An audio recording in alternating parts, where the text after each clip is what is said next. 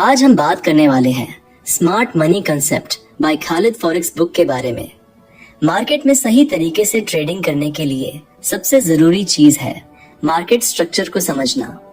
ये वही चीज है जो आपको बताएगी कि प्राइस किस दिशा में जा रही है, कब रुक सकती है और कहां से मुड़ सकती है।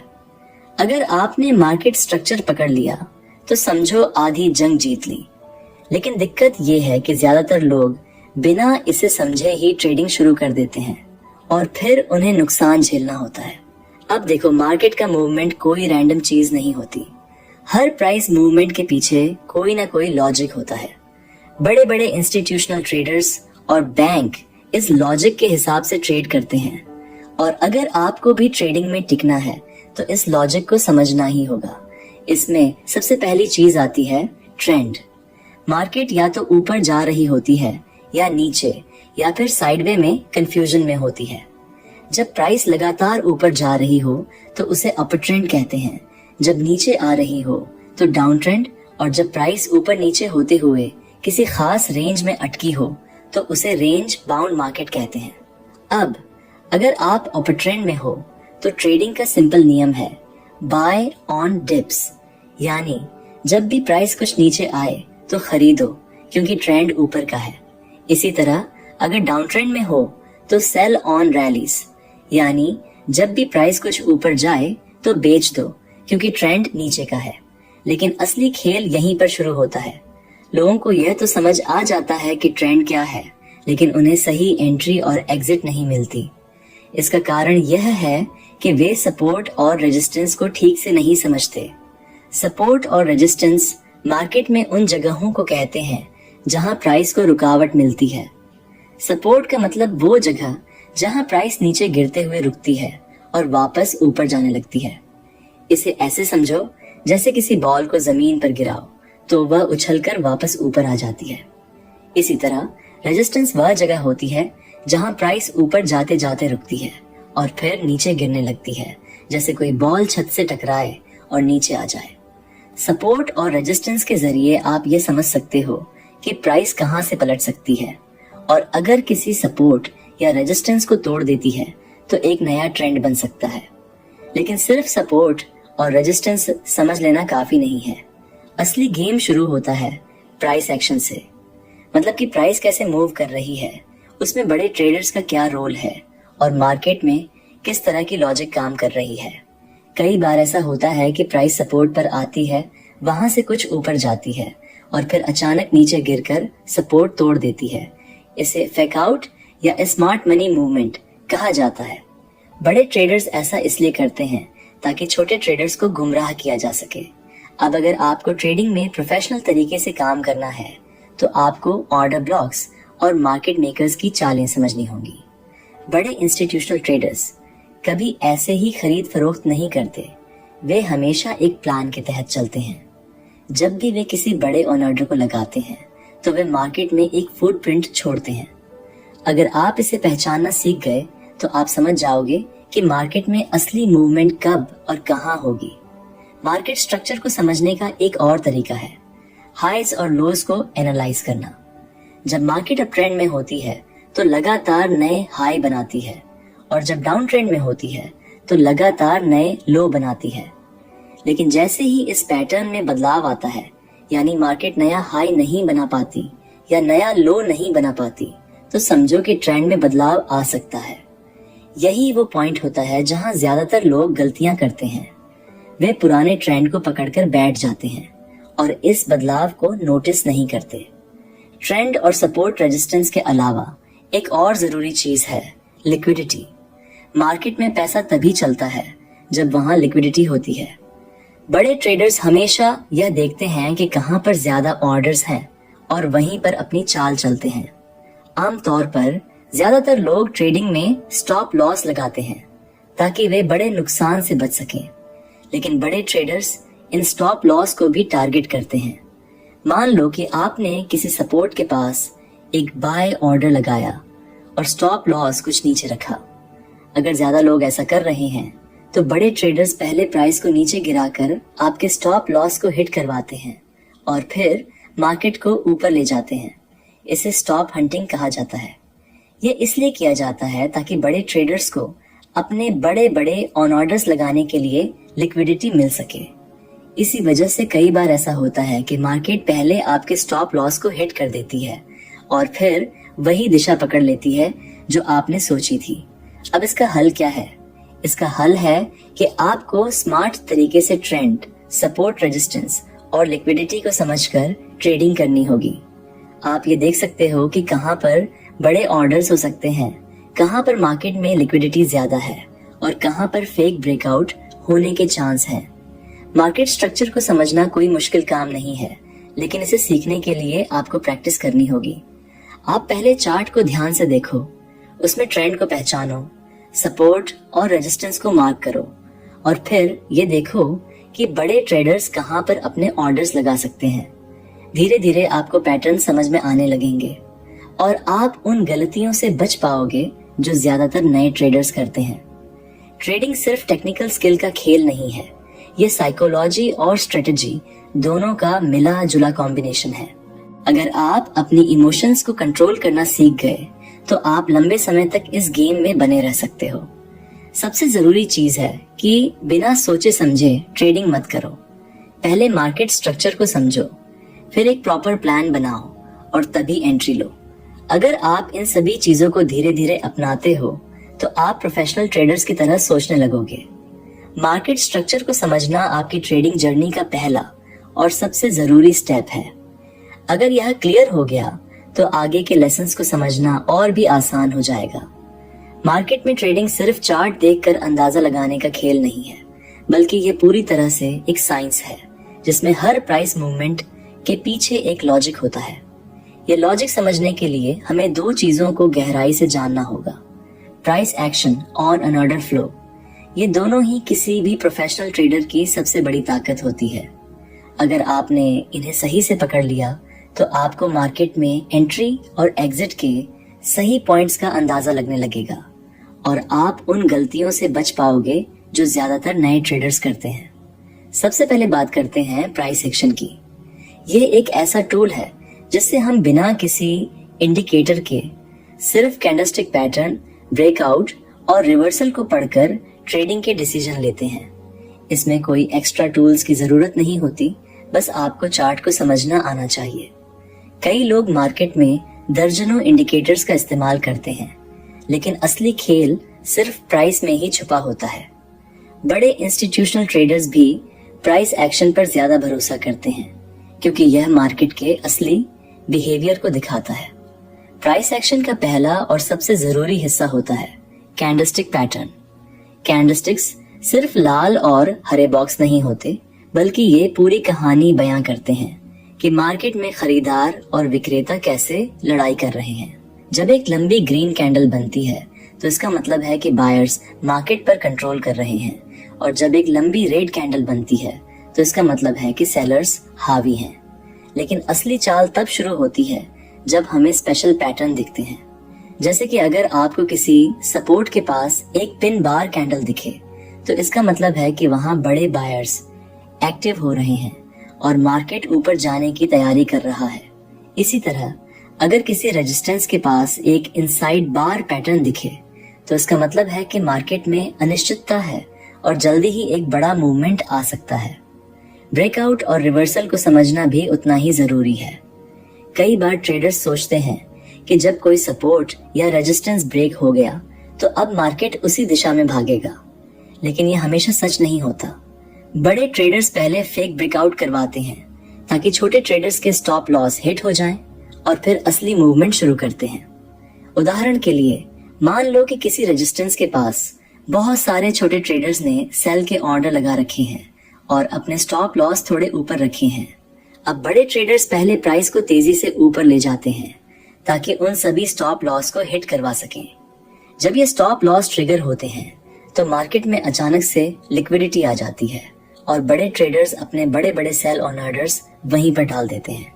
इसका नतीजा यह होता है कि मार्केट तुरंत वापस नीचे गिरने लगता है।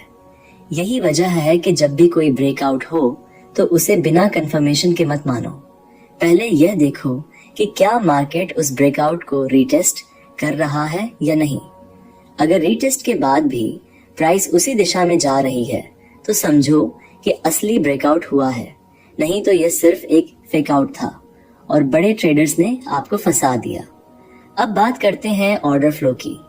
यह असल में वह तरीका है जिससे हम देख सकते हैं कि बड़े ट्रेडर्स कहां एंट्री और एग्जिट ले रहे हैं।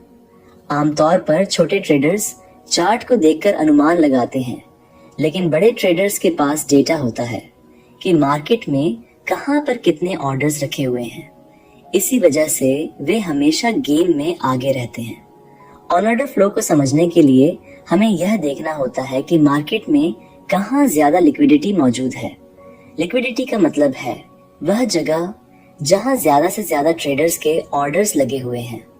आमतौर पर यह जगह होती है सपोर्ट और रेजिस्टेंस के पास, बड़े ब्रेकआउट लेवल्स पर और पिछले हाई और लो पॉइंट्स पर।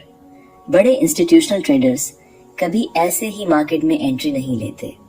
वे हमेशा ऐसी जगहों को टारगेट करते हैं जहां ज्यादा ऑर्डर्स हों। मान लो कि किसी सपोर्ट के पास बहुत सारे छोटे ट्रेडर्स ने बाय के ऑर्डर्स लगा रखे हैं और अपने स्टॉप लॉस थोड़े नीचे रखे हैं।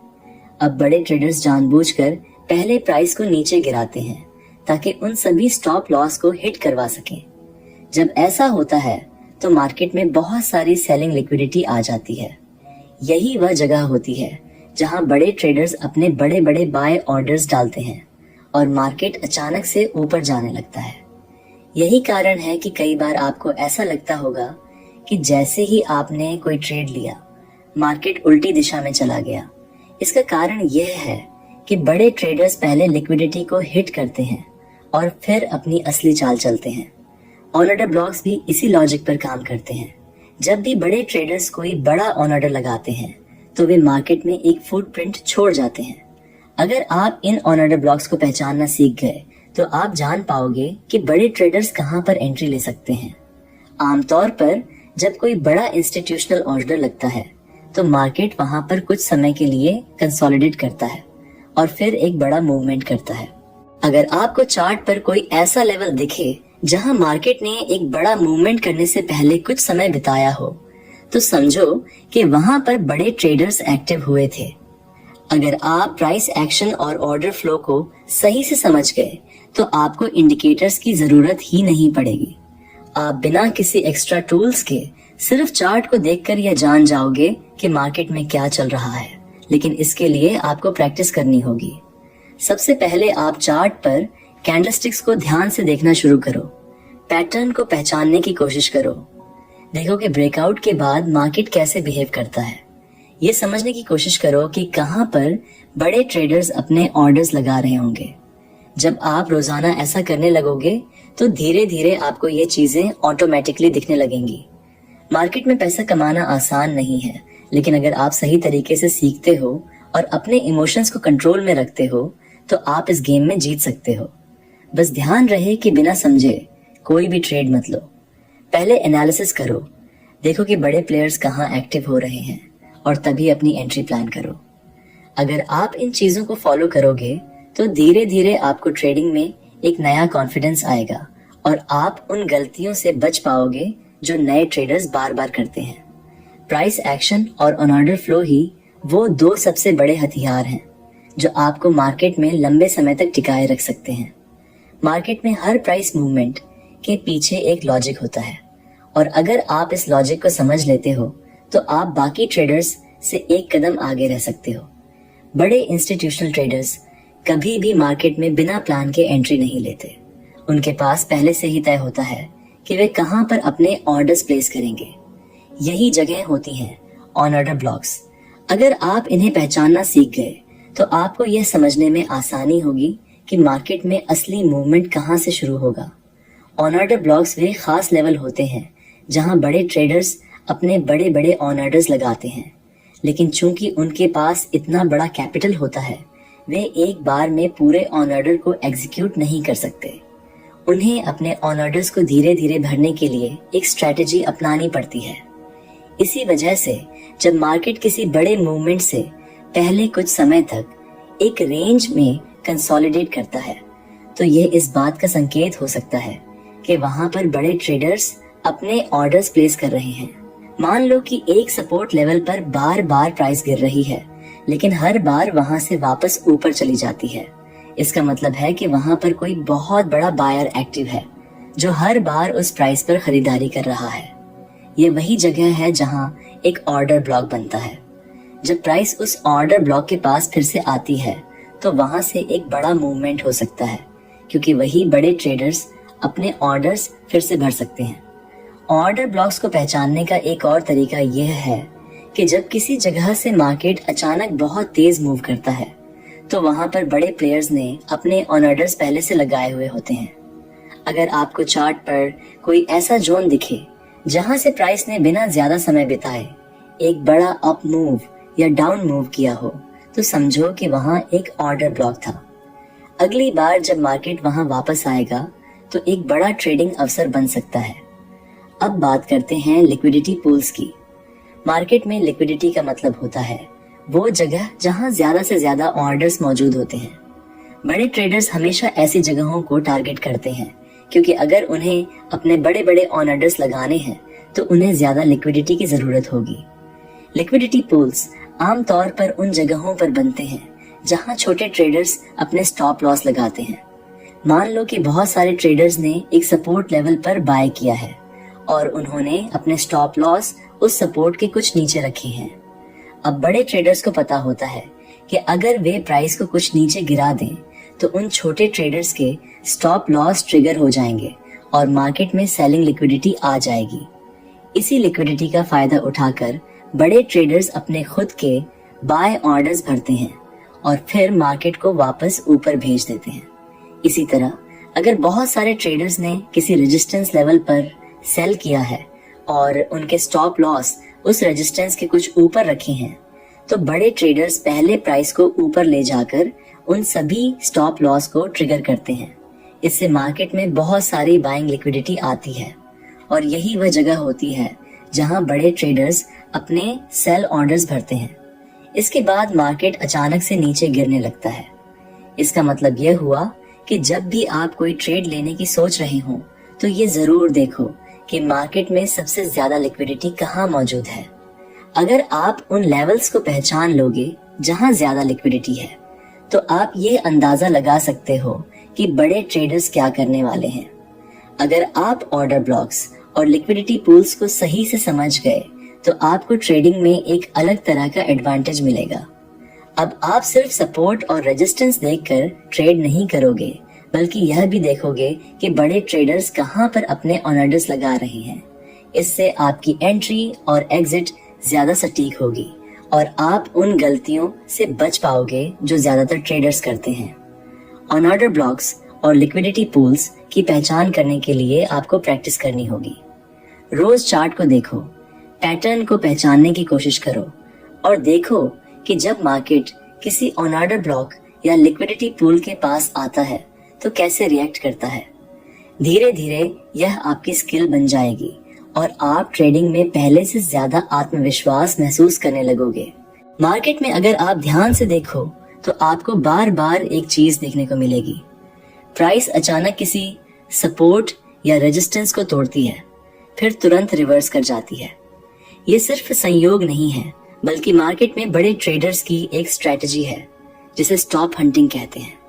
ये एक तरीका है जिससे बड़े इंस्टीट्यूशनल प्लेयर्स मार्केट में मौजूद लिक्विडिटी को कैप्चर करते हैं और खुद को बेहतर पोजीशन में रखते हैं। अगर आप इसे समझ गए तो आप उन गलतियों से बच सकते हैं जो ज्यादातर रिटेल ट्रेडर्स करते हैं और खुद को स्मार्ट मनी के साथ अलाइन कर सकते हैं। स्टॉप हंटिंग का असली मतलब यह है कि मार्केट में जहां सबसे ज्यादा स्टॉप लॉस ऑर्डर्स होते हैं, वही जगहें बड़े प्लेयर्स के लिए सबसे ज्यादा आकर्षक होती हैं। इसकी वजह यह है कि जब किसी एक जगह पर बहुत ज्यादा स्टॉप लॉस ट्रिगर होते हैं तो मार्केट में एक झटका स्पाइक आता है, जिससे नए ट्रेडर्स या तो डरकर अपनी पोजीशन क्लोज कर देते हैं या फिर गलत दिशा में ट्रेड ले लेते हैं। बड़े ट्रेडर्स इसी मौके का फायदा उठाते हैं और सस्ते में एंट्री लेकर प्राइस को अपनी पसंदीदा दिशा में धकेलते हैं। मान लो कि आपने देखा कि किसी सपोर्ट लेवल पर बार बार बाउंस आ रहा है और वहां बहुत सारे छोटे ट्रेडर्स ने अपने बाएं ऑर्डर्स लगाए हैं। उन्हें भरोसा है कि ये सपोर्ट नहीं टूटेगा, इसलिए उन्होंने अपना स्टॉप लॉस इस लेवल के कुछ नीचे रखा है। बड़े प्लेयर्स को ये पता होता है कि यहाँ बहुत सारे स्टॉप लॉस ऑन ऑर्डर्स मौजूद हैं, यानी कि एक लिक्विडिटी पूल बना हुआ है। अब बड़े ट्रेडर्स पहले प्राइस को इस सपोर्ट से नीचे गिराएंगे ताकि उन सभी बाय ट्रेडर्स के स्टॉप लॉस हिट हो जाएं। इससे मार्केट में भारी मात्रा में सेलिंग लिक्विडिटी आएगी और बड़े प्लेयर्स उसी समय अपने खुद के बाय ऑर्डर्स भर लेंगे। इसके बाद मार्केट तेजी से ऊपर जाने लगेगा और जो छोटे ट्रेडर्स स्टॉप आउट हो चुके थे वे चौंक जाएंगे कि ये क्या हुआ। यही खेल तब भी होता है जब बहुत सारे लोग किसी रेजिस्टेंस लेवल पर सेल कर रहे होते हैं। वे अपने स्टॉप लॉस उस रेजिस्टेंस के कुछ ऊपर रखते हैं, ये सोचकर कि अगर प्राइस वहां तक पहुंची तो वे लॉस में चले जाएंगे। बड़े प्लेयर्स इसे अच्छी तरह समझते हैं और वे पहले प्राइस को जानबूझकर उस रेजिस्टेंस के ऊपर ले जाते हैं, जिससे छोटे ट्रेडर्स के स्टॉप लॉस ट्रिगर हो जाएं। इससे मार्केट में बाइंग लिक्विडिटी आती है, जिसका इस्तेमाल बड़े प्लेयर्स अपने सेल ऑर्डर्स को भरने के लिए करते हैं। इसके बाद मार्केट अचानक नीचे गिरने लगता है और जो ट्रेडर्स पहले शॉर्ट कर चुके थे वे देख ही नहीं पाते कि उनके साथ क्या हुआ। इस तरह से स्मार्ट मनी मार्केट को अपने फायदे के लिए मोड़ती है।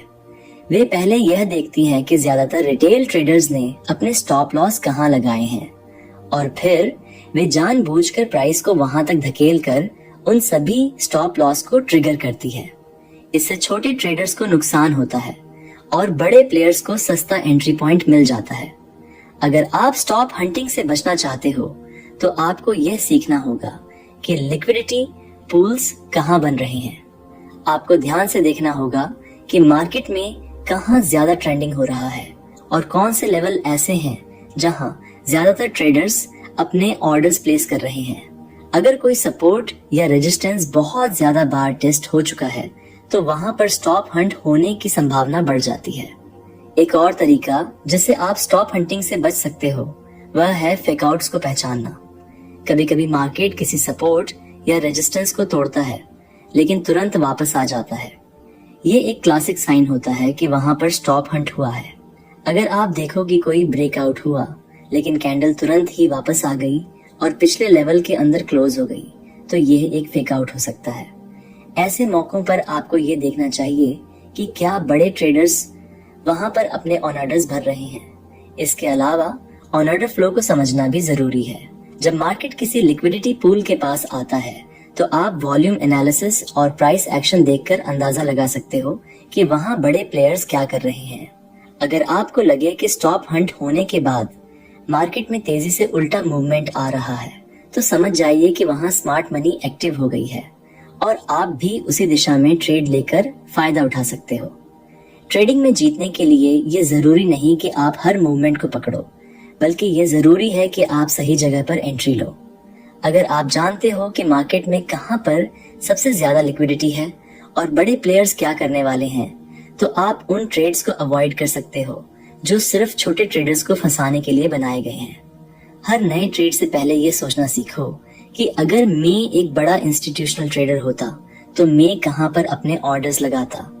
जब आप इस नजरिए से मार्केट को देखना शुरू करोगे तो आपको समझ में आने लगेगा कि स्टॉप हंट्स सिर्फ छोटे ट्रेडर्स को नुकसान पहुंचाने के लिए नहीं होते, बल्कि यह बड़े ट्रेडर्स की अपनी पोजीशन बनाने की रणनीति होती है। अगर आप लिक्विडिटी और स्टॉप हंट्स की इस गेम को समझ गए तो आप ट्रेडिंग में एक बड़े एडवांटेज के साथ खेल सकते हो। आप सिर्फ टेक्निकल इंडिकेटर्स पर भरोसा करने की बजाय ये समझ पाओगे कि मार्केट में असली मूवमेंट कहां से आ सकता है और किन जगहों पर ट्रेड लेना ज्यादा सुरक्षित होगा। धीरे धीरे आप खुद को उन छोटे ट्रेडर्स से अलग कर पाओगे जो बार बार अपने स्टॉप लॉस हिट करवाते रहते हैं और आप अपनी ट्रेडिंग को एक प्रोफेशनल लेवल पर ले जा सकते हो। तो फ्रेंड्स, ये थी हमारी आज की बुक समरी। आपको कैसी लगी कमेंट करके जरूर बताएं और धन्यवाद आपका समरी एंड तक सुनने के लिए।